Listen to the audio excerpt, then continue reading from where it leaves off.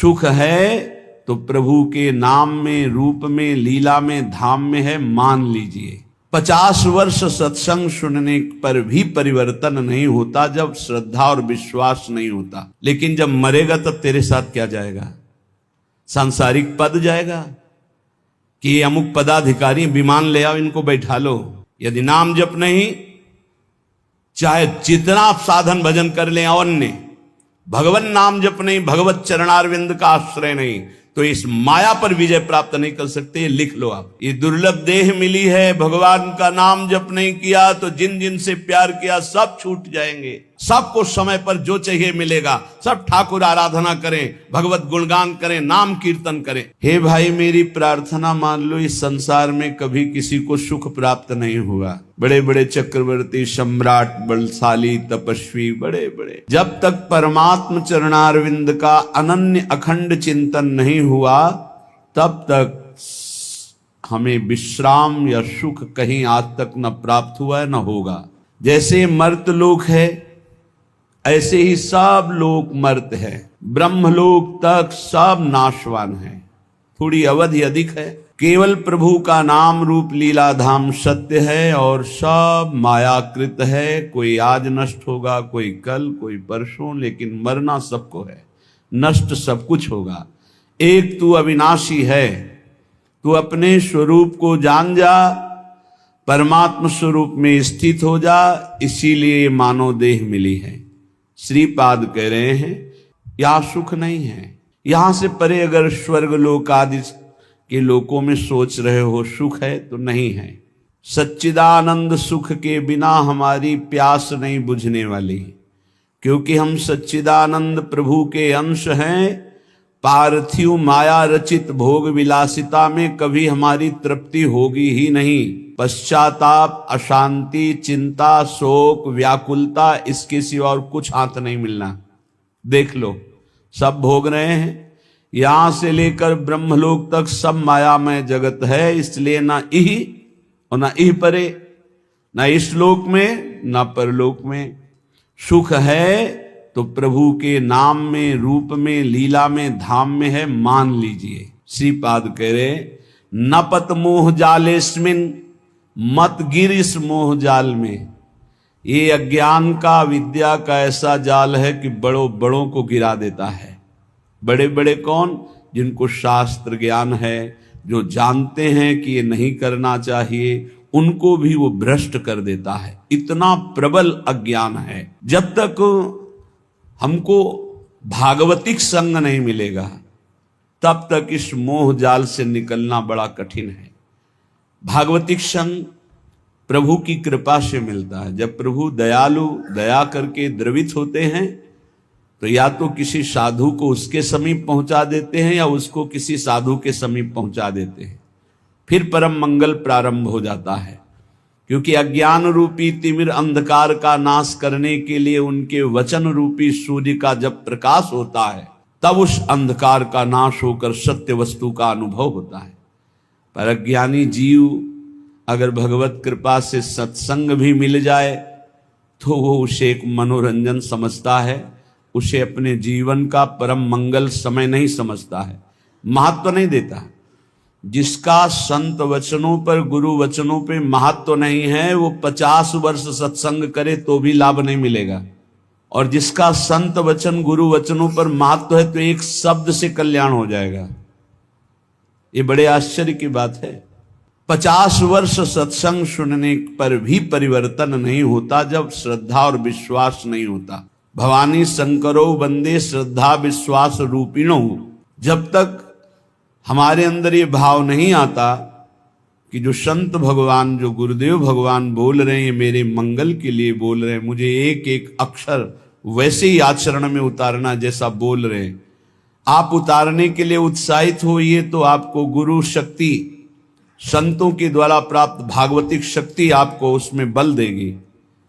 जो ये विषय त्याग होता है वो गुरु कृपा से होता है। वो कृपा शक्ति कोई ऐसा नहीं कि हाथ करे और ज्योति निकल रही हो आप पर पहुंच रही, ये तो बनावटी बात है। वो अंदर से होता है। हृदय शीतल हुआ और आपके पास पहुंच गई और आपने विचार किया कि मैं आज से ये असत कार्य नहीं करूंगा, तो वो शक्ति आपको साथ देगी जब छल कपट रहित होकर विश्वास, गुरु वचनों पर विश्वास, संत वचनों पर विश्वास। न पत मोह जालेस्मिन, इस अज्ञान के जाल में मत फंसने, नष्ट हो जाएगा। माया बहुत प्रबल है। थोड़ी सी चूक राई के सम चलत ही होत और की ओर, राई के दाने के बराबर यदि मार्ग से थोड़ा कदम अलग हो जाए तो मार्ग बदल जाएगा। श्री ध्रुवदास जी कहते हैं कठिन है रसिक अनन्यता। ये जो रस भाव में चलना है बड़ा कठिन है। ये केवल गुरुदेव के चरण चिन्हों का दर्शन करते हुए उसी मार्ग में चले चलो तो बढ़ते जाओगे।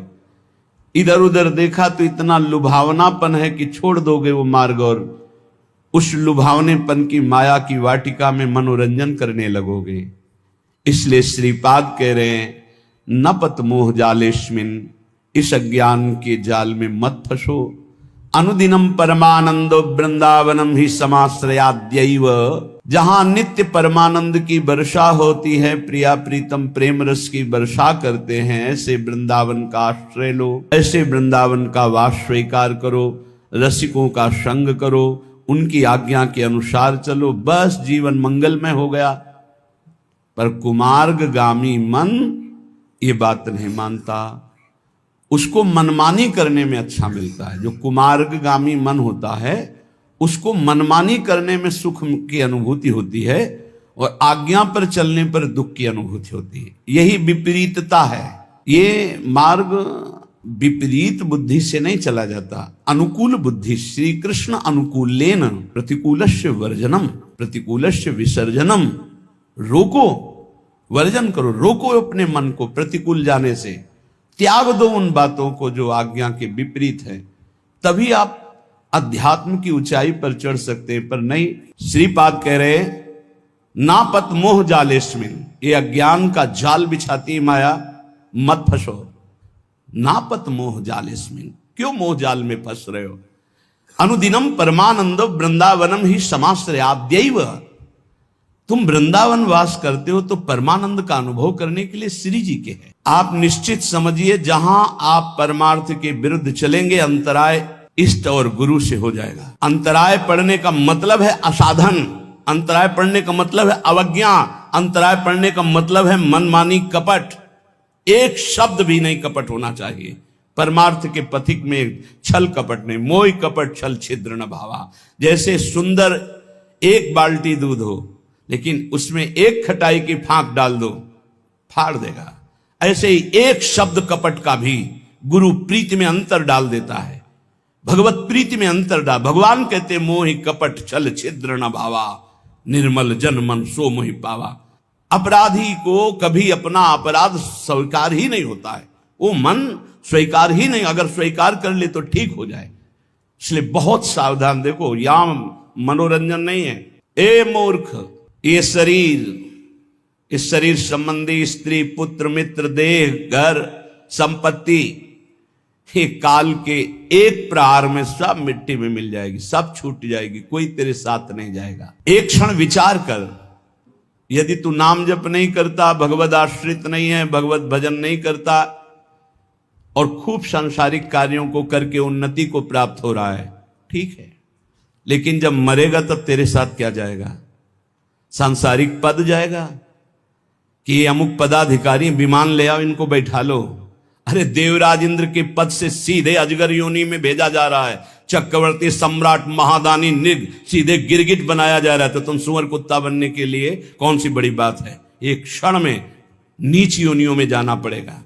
यदि नाम जप नहीं, चाहे जितना आप साधन भजन कर लें, अन्य भगवान नाम जप नहीं, भगवत चरणारविंद का आश्रय नहीं, तो इस माया पर विजय प्राप्त नहीं कर सकते। लिख लो आप, नाम नाम भगवान नाम, जितना नाम उतना ही परमानंद का अनुभव।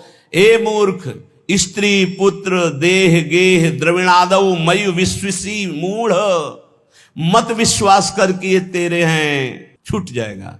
ऐ मन, तुझे पछताना पड़ेगा। ये दुर्लभ देह मिली है, भगवान का नाम जप नहीं किया तो जिन जिन से प्यार किया सब छूट जाएंगे। अंत के समय देह भी छूट जाएगी, तेरे साथ कुछ नहीं जाएगा, पछताना पड़ेगा। नाम जप ले, क्षणमापि नहीं विचार है, अब इस पर विचार करने का एक क्षण भी नहीं, अभी इसी क्षण से शुरू कर, राधा राधा राधा। विचारे वृंदारण्य मुखम चरणो, आ जाओ एक बार वृंदावन तो आ जाओ, सत्संग सुनो, जीवन बदल जाएगा। सत्संग को अपने सौभाग्य को समझो, अपने सौभाग्य समझो। सुत दाराधन लक्ष्मी पापी के घर होए, संत समागम हरि कथा तुलसी दुर्लभ दोए। अहो भाग्यम अहो भाग्यम, महाभाग्य है जो हमको रोज सत्संग कथन और श्रवण करने को मिल रहा, प्रभु की चर्चा करने को मिल। हाँ, एक रस है जहां बोलना भी एक बंधन लगता है, ऐसा लगता है निरंतर जो चिंतन चल रहा है उससे बढ़कर क्या है, पर प्रभु वही कराते हैं जो उनकी इच्छा होती है। भाई जी से हनुमान प्रसाद पोद्दार जी जयदयाल गोयनका को लिखा, मेरे से नहीं होता संपादन, अब मेरा मन भाग रहा है एकांत क्षेत्र में बैठकर निरंतर प्रभु का चिंतन करूं। उनका नहीं, हरि की यही इच्छा है, हरि की इच्छा का अनुमोदन करना ही भजन है। वो चाहते हैं आप संपादन करो, जगत मंगल होगा, इसलिए आपको एकांत सेवन नहीं, आपको जगत मंगल के लिए संपादन। भाई जी आजीवन उसका पालन किया। प्रभु आज्ञा जेहिका जस आई, सोते ही भांति रहे सुख लाई, जैसे प्रभु रखते वैसे रहना, क्षणमपि नहीं विचारे। श्रीपाद कह रहे कि ऐसे संग के त्याग के लिए क्षण मात्र विचार नहीं करना चाहिए जहां कुसंग है।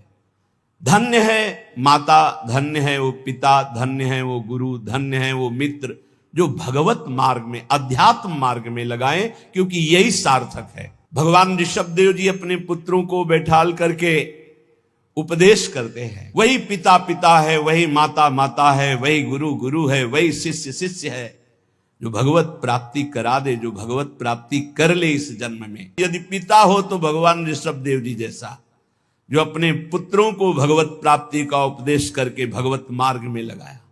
यदि माता हो तो मंदालसा जैसी, अपने पति से कहा था कि मैं शपथ खाती हूं, मेरे गर्भ में जो जीव आएगा उसको मुक्त करके छोड़ूंगी। 4 पुत्र हुए, 3 पुत्रों को ब्रह्म ज्ञान का उपदेश करके जीवन मुक्त किया। पति ने हाथ जोड़ा और कहा, एक पुत्र मुझे राजपद पर बैठने के लिए दे दो, अगर आपने उपदेश किया तो वो भी बैरागी बनकर भगवत प्राप्त हो जाएगा। और उनका मैंने शपथ खाया कि मेरे गर्भ में जो भी जीव आएगा उसे भगवान की प्राप्ति कराऊंगी। तो उनका मेरा भी तो अधिकार है, यदि आप मां हो तो मैं पिता हूं, एक पुत्र मुझे दे दो। तो उनका ठीक है, मैं इस पुत्र को उपदेश नहीं करती हूं, पर मेरी भी शपथ की याद रखना, मैं उद्धार करके छोड़ूंगी, बोलूंगी नहीं। एक दिन बेटे को बुलाया और एक अंगूठी पहनाई और कहा, बेटा जब तुम्हारा मन खराब हो, ऐसा लगे कि संसार में कोई मेरा नहीं, तो इस अंगूठी में एक मैंने श्लोक लिख रखा है, उसको पढ़ लेना। यह श्लोक तुम्हारा परम कल्याण, हर समस्या का समाधान कर देगा। एक दिन राजकाज में जब वो राजा बन गए तो कई विपरीतताएं आती, तो सोचा ऐसी विपरीतताओं में शांति क्यों नहीं है। मैं इतना चक्रवर्ती राजा हूं, सब कुछ है, लेकिन मेरा मन क्यों अशांत है। मां ने कहा था अंगूठी खोल के देखा। जो भी अंगूठी खोला उसमें तू परमात्मा का अंश, परमात्मा स्वरूप है, ये मोहिनी माया तेरे को प्रपंच में फंसा के नष्ट कर देगी। बेटा तो निरंतर अपने आत्म स्वरूप में स्थित हो जा, बस जीवन मुक्त महापुरुष। श्री भगवत रसिक जी कह रहे हैं, अगर पिता हो तो ऋषभदेव जैसा 100 पुत्रों को भगवत प्राप्त महात्मा बनाने का उपदेश किया। माता हो तो मंदालसा जैसी, जो अपने पुत्रों को जीवन मुक्त परमहंस बना दिया। और पुत्र कपिल सो मिले, अगर पुत्र हो तो भगवान कपिल देव जी जैसा, जिन्होंने कर्दम ऋषि और देहूति जी को उपदेश करके परम पद में आरूढ़ कर दिया। और मित्र प्रहलाद ही जानो, अगर मित्र हो तो प्रहलाद जैसा, जो अपने मित्रों को भगवान नाम का उपदेश करके, भगवत भक्ति का उपदेश करके परम पद में आरूढ़ किया। भ्राता विदुर, भाई मिले तो विदुर जी जैसा, धृतराष्ट्र को परम पद प्राप्त करवाया। जिस समय महाराज चक्रवर्ती सम्राट पद पे युधिष्ठिर जी विराजमान हुए, भगवान की तरह सेवा करते थे धृतराष्ट्र और गांधारी की। विदुर जी आए और कहा, तुम्हें शर्म नहीं लगती इनके दिए हुए टुकड़े खाने में। उन्होंने तो बहुत कड़वा शब्द बोला, महाभारत में लिखा है, श्वान की भांति दिए हुए टुकड़े को खा रहे हो भ्राताश्री, तुम हमसे बड़े हो लेकिन हमारे कटु वचन तुम्हें उद्धार करेंगे। अब भी तुम्हें शर्म नहीं आ रही, जिनको मारने की कोशिश की बचपन से लेकर अभी तक, उन्हीं के टुकड़ों में तुम जी रहे हो, अब भी तुम्हें वैराग्य नहीं शरीर और संसार से। तो उनका विदुर जी से कहा, भाई मैं क्या करूं, मेरी आंखें बाहरी अंधी तो हैं, अंदर ज्ञान की भी अंधी है, और वो गांधारी भी आंख में पट्टी बांधे, मैं कहां जाऊं, कौन मेरा है, चलो मेरे साथ। और जंगल में ले जाकर के ऐसा, क्योंकि साक्षात धर्मराज हैं, उपदेश किया परम धर्म का, दोनों के शरीर ज्ञानाग्नि में भस्म हो गए और परम पद को प्राप्त हुए। बोले भाई मिले तो विदुर जी जैसा, पत्नी मिले तो द्रौपदी जैसी, जो भगवान की परम आसक्त चित्त और पांचों पांडवों को हर समय जहां विपत्ति पड़ी भगवान में आसक्त कर दिया। गुरु हो तो देवर्षि नारद जी जैसा, अकिंचन। अगर शिष्य से कोई चाह है लौकिक तो वो गुरु नहीं है, वो दंभ है, पाखंड है। तब लग जोगी जगत गुरु, जब लग रहे निराश, जब आशा मन में भई तो जग गुरु जोगी दास। शिष्य से केवल एक ही अभिलाषा होती गुरु की, कि ये भगवत प्राप्त हो जाए, बस ये अपने मन को, अपनी बुद्धि को सच्चिदानंद भगवान में लगाकर ये भगवत प्राप्त हो जाए, बस कोई दूसरी चाह नहीं। शिष्य धन दे, शिष्य भोग दे, ओ भोगी विषयी पुरुष हो। गुरु कहां, गुरु नारद सो मिले अकिंचन पर उपकारी। जिसको उपदेश किया नारद जी ने सब भगवत प्राप्त हुआ। ऐसे भगवत प्राप्त हुए कि गुरु का नाम बाद में लिया जाता, शिष्य का नाम पहले। प्रहलाद जी शिष्य, पहले भक्त नामावली में जो संस्कृत से है, प्रहलाद, फिर नारद, पराशर, पुंडरीक, व्यास, अम्बरीश, सुख, सौनक, भीष्म, दाल्भ्यान। गुरु मिले नारद जी जैसा किंचन और परोपकार करने वाला। भरता नृप अम्बरीश सो, अगर पति मिले तो अम्बरीश जैसा, स्वयं भगवत सेवा आराधना में तन्मय है। रानी जी ने देखा कि महाराज अकेले भवन में सेवा करते, ठाकुर सेवा चुपचाप करने लगी। आए, नहीं, सेवा की चोरी मत करो, तुम्हें अगर सेवा में रुचि है तो ठाकुर जी विराजमान करो, मैं व्यवस्था करता हूं। तो नया मंदिर, नए ठाकुर जी और सब सेवा की शौन, हर रानी के महल में स्वयं अपनी ठाकुर सेवा, तब सुदर्शन चक्र उनकी रक्षा में रहता। पति मिले तो अम्बरीश जैसा, और राजा हो तो महाराज पृथु जैसा। कह रहे 10,000 कान भगवान मुझे दे, संपूर्ण प्रजा में ऐलान कर दिया, सबको समय पर जो चाहिए मिलेगा, सब ठाकुर आराधना करें, भगवत गुणगान करें, नाम कीर्तन करें। ऐसे महाराज पृथु राजा पृथ्वी को अपने शासन में लेकर जब जो चाहेंगे वो तुम्हें देना होगा, बिना बोए अन्न प्रकट होगा, बिना ऋतु के फल प्रकट करना होगा। शासन में ले लिया पृथ्वी को, जब जैसा चाहते पृथ्वी वैसा ही प्रदान करती। ऐसा महाराज पृथु के शासन में था। भगवत भवनिधि उधरे चिदानंद रस में झिले। यदि ऐसे माता पिता भाई मित्र गुरु पत्नी पति ऐसे मिले तो चिदानंद रस में झिले, नहीं तो ये मायाकृत फंसाने वाली वृत्तियों से एक क्षण विचार मत कर अपने को बचा ले।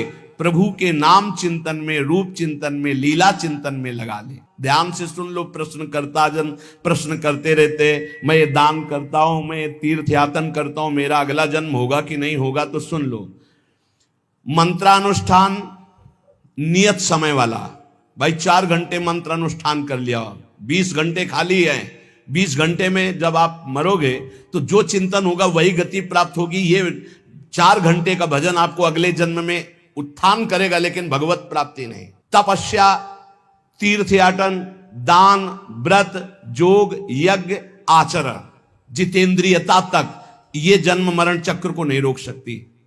जन्म मरण चक्र को रोकती भगवत भक्ति अनन्य बिनु। अगर आपके पास अनन्य भजन नहीं है, अनन्य आश्रय नहीं, तो जन्म मरण से आप मुक्त नहीं हो सकते।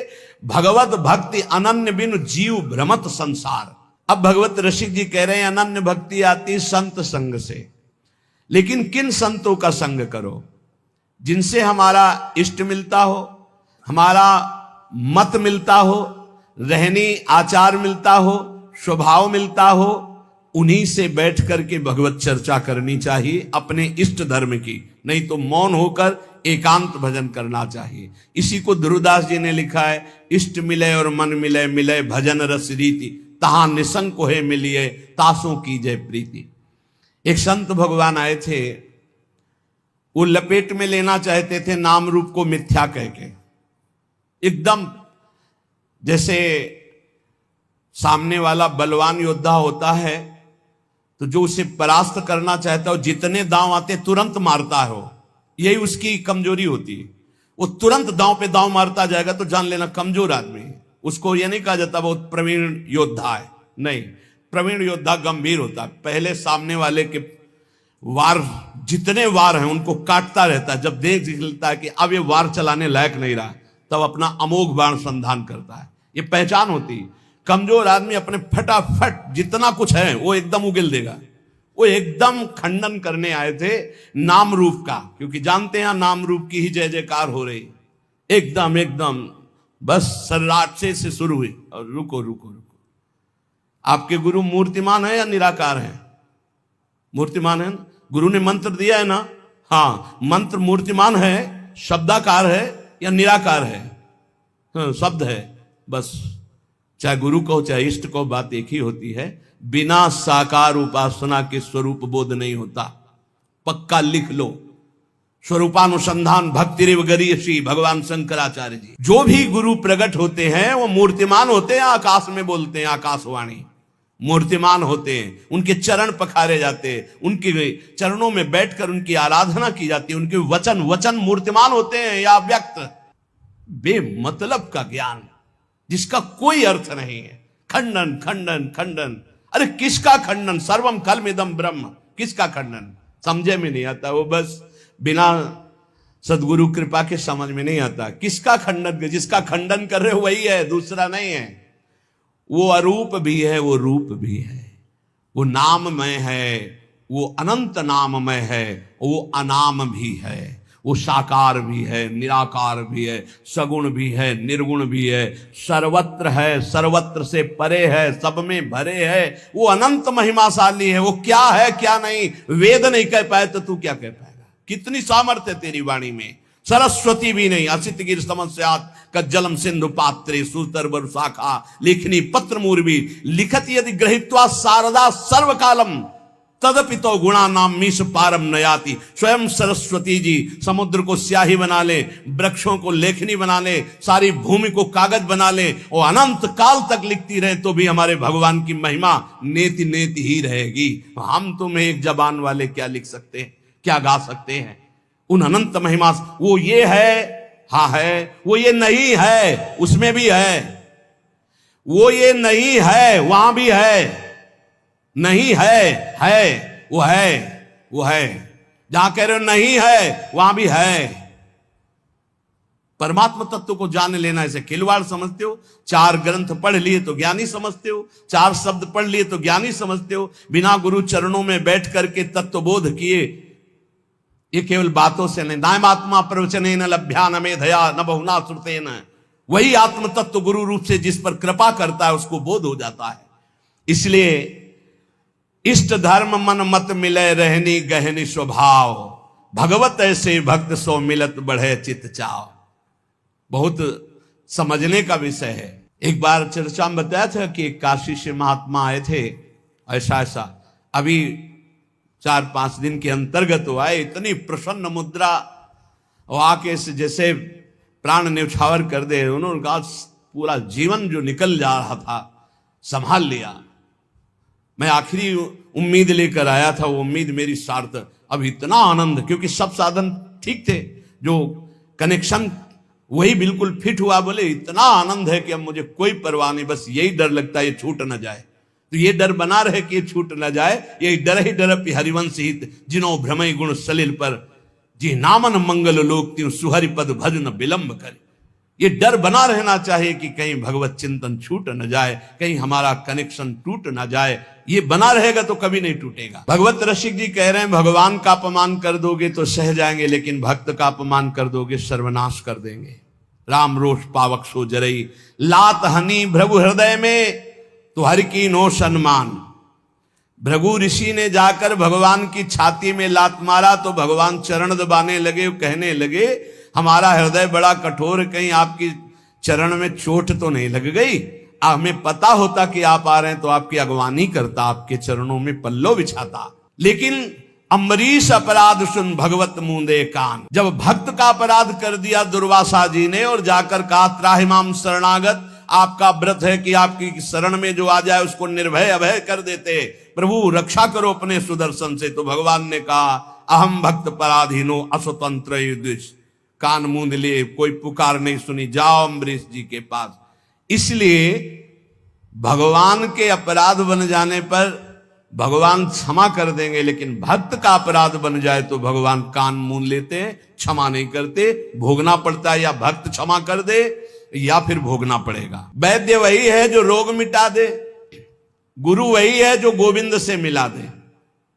गोविंद कहीं दूर नहीं है, बस तुम्हारे और गोविंद के बीच में एक थोड़ा सा अंतर है, दर्पण जैसा। दर्पण हटा दो तो दो नहीं रहेंगे। जब मैं था तब हरि नहीं, और अब हरि हैं मैं नाहीं। बस दर्पण हटा, दो खत्म, गोविंद मिल गए। वही गुरु कह रहे हैं तुम्हारे अहंकार का नाश। वो देहाभिमान ही वो दर्पण है जिसमें मैं मेरा तय तेरा भासता है। गुरु उसी को नष्ट करते हैं। अगर उनकी कसावट में कस गए तो अहंकार नष्ट हो जाएगा, भगवत प्राप्त हो जाओगे, नहीं तो फिसल जाओगे, माया में बह जाओगे। बोले गुरु वही जो गोविंद से मिला दे, शिष्य वही जो गुरु का वरण करे गोविंद के लिए। लेकिन बहुत अंगुलियों में गिने जा सकते हैं शिष्य जो गोविंद की प्राप्ति के लिए, नहीं तो गोविंद की माया की मौज में जीने के लिए। कोई बिरला होता है जो भगवत प्राप्ति के लिए जुड़ता है। पक्का समझना, धन्यवाद है जिन्होंने जीवन की धारा मोड़ दी भगवान की प्राप्ति के लिए। नहीं तो ये इंद्रियों की विलासता के भोगों को देखकर शिष्य बनना अधिकायक, इसमें बहुत आयत, इसमें बहुत मिलेंगे। लेकिन भगवत प्राप्ति के लिए ये बहुत कठिन बात। जो भगवत प्राप्ति के लिए शिष्य निश्चित गुरु की कृपा से गोविंद मिलेंगे, क्योंकि वो आज्ञा पालन करेगा। लाखों चाहे हो, दृष्टि उसी पे जमेगी जो भजन करता है। ऐसे दृष्टि जाती है, दृष्टि वहीं रुकेगी जो भजन करता है। हाँ ये मेरा है। भजन नहीं करते तो नाटक को, पाखंड को मेरा नहीं कहा जाता, दंभ को मेरा नहीं। आप लाख रोइए, आंसुओं में दम उसी में होगी जो सत्य आंसू होंगे, नहीं तो नहीं दम होगी। वो आंसू घसीट नहीं सकते। और आप रोइए या ना रोइए, आप सत्य मार्ग में चल रहे हैं, आंख से आंख मिलते ही हृदय से लगने लगता है ये अपना है, बस हो गया। कोई संत अपना कह दे तो भगवान उसे गले लगा लेते हैं। कागा कोयल हंस बग गुबरीला मदपान, भगवत बरन समान दो किया पृथक पहचान। कौआ और कोयल लगभग एक जैसे ही, कौआ का बच्चा और कोयल का बच्चा एक जैसा ही। कभी कभी कौआ कोयल के बच्चे का पोषण करता है अपना बच्चा मानकर। कौआ और कोयल और हंस और बगुला लगभग। गुबरीला, गोबर का कीड़ा एक होता है, सब बिल्कुल भ्रमर जैसा ही। और भ्रमर, ये दोनों जोड़ी बढ़िया है। कौवे का रंग कोयल के समान, हंस का रंग बगुले के समान, गुबरीला का रंग भ्रमर के समान। किंतु इनकी बहुत अंतराय है, बहुत पहचान में अंतराय है। ऐसे ही पाखंडी और असली साधु, जैसे कौआ कोयल, हंस और बगुला और गुबरीला और भ्रमर, ऐसे पाखंडी और सच्चे लगभग एक जैसे थे। असली और नकली नोट लगभग, लेकिन पहचान वाला फट से पहचान, ये नकली है।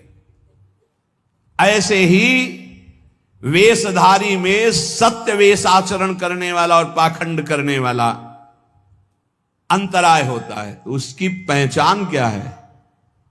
गुबरीला की पहचान वो है कि वो मलई में जाएगा, वो फूल में नहीं बैठेगा, पराग नहीं खाएगा, वो तो भ्रमर पाएगा। हंस की चाल ही अलग होती है। बगुला भी एक टांग उठा करके तपस्या करते नजर आता कि मानो भारी ध्यान में मगन है। मगन नहीं, मछली में लगाए, मछली आई टप से मारा, फिर टांग उठा खड़ा हो गया। ये ऐसे पाखंड दम्भी जो भगवत मार्ग में निश्चय करके नहीं चलते हैं, उनकी दृष्टि केवल धन पर, भोग पर, वासना पूर्ति पर, संसार मान प्रतिष्ठा पर। और जो भगवान का भक्त होता है वो हंस, परमहंस होता है, नीरछीर विवेकी होता है।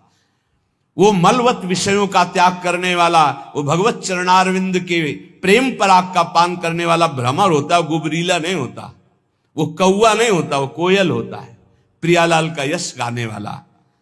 ये जो अहंकार जनित मैं बोले मारी गई देखो अजया आत, पीजन लगी लागी कुटन तब तय बोली तात। भगवत ऋषि जी कहते हैं अहंकार मत करियो, मैं जिसने बोला तो मारा गया, अंजाम मिला, मैं विद्वान, मैं धर्मात्मा, मैं।